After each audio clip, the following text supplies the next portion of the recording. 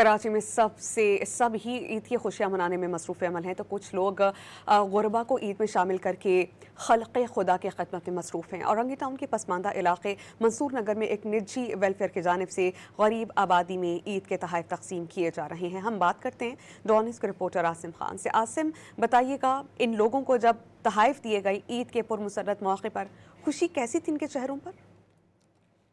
जी वैसे तो कराची में सभी आज ईद की खुशियाँ मना रहे हैं, लेकिन ईद की खुशियों में जो है गरीबों को शामिल करने के लिए भी मुख्तलिफ तक़रीबात का इनेकाद किया गया है शहर में। इसी तरह से मैं इस वक्त औरंगी टाउन के पसमानदा इलाके मंसूर नगर में मौजूद हूँ, जहाँ पर एक निजी वेलफेयर की जानिब से जो है गरीबों में जो है न सिर्फ कपड़े बल्कि दीगर तोहफ़े जो है वो तकसीम किए जा रहे हैं। और रमज़ानों में भी जो है इनकी ये प्रैक्टिस जारी रही। इनसे पूछते हैं कि क्या कॉन्सेप्ट है, कब से कर रहे हैं, कितने गरीबों को जो है अब तक जो है इससे फैज़ियत के। जी अस्सलाम वालेकुम। अल्हम्दुलिल्लाह इस माह रमज़ान मुबारक में हमने 1500 से ज़ायद मुस्तहिक बच्चों को एक AC के बैंक्वेट में एक वो इन्वॉल्वमेंट दिया था जो कि शायद उनको इतनी आसानी से मुयसर नहीं था।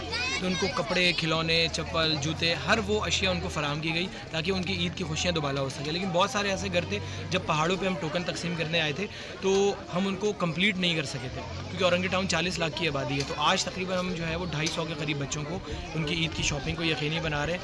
और अल्हम्दुलिल्लाह हमारे जो वॉलंटियर्स हैं वो बड़ी तादाद में यहाँ पर मौजूद हैं। ईद का पहला दिन है, आप देखें पूरे महीने लोगों ने पूरे साल मेहनत करते हैं, लेकिन उसके बावजूद भी अपने घर वालों को छोड़कर इंसानियत के लिए और उन लोगों की खुशियों में शामिल होने के लिए हम सब यहाँ पर मौजूद हैं। जी, आपने बात सुनी, और ये वो इलाका है जो पहाड़ी इलाका है और यहाँ पर जो है गरीबों की एक बहुत बड़ी तादाद है। इसी के लिए जो है ये इलाका मुंतखब किया गया है इस ऑर्गेनाइजेशन की जानिब से। और अब यहाँ पर ना सिर्फ मुंतज़मीन मौजूद हैं बल्कि वॉलंटियर्स बड़ी तादाद में मौजूद हैं जो यहाँ पर जो लोग ईद की खुशियों में शामिल नहीं हो सके, जो अपनी ज़रूरियात पूरी नहीं कर सके, उनमें जो है कपड़े, चूड़ियाँ और दीगर चीज़ें जो है वो तकसीम की जा रही हैं।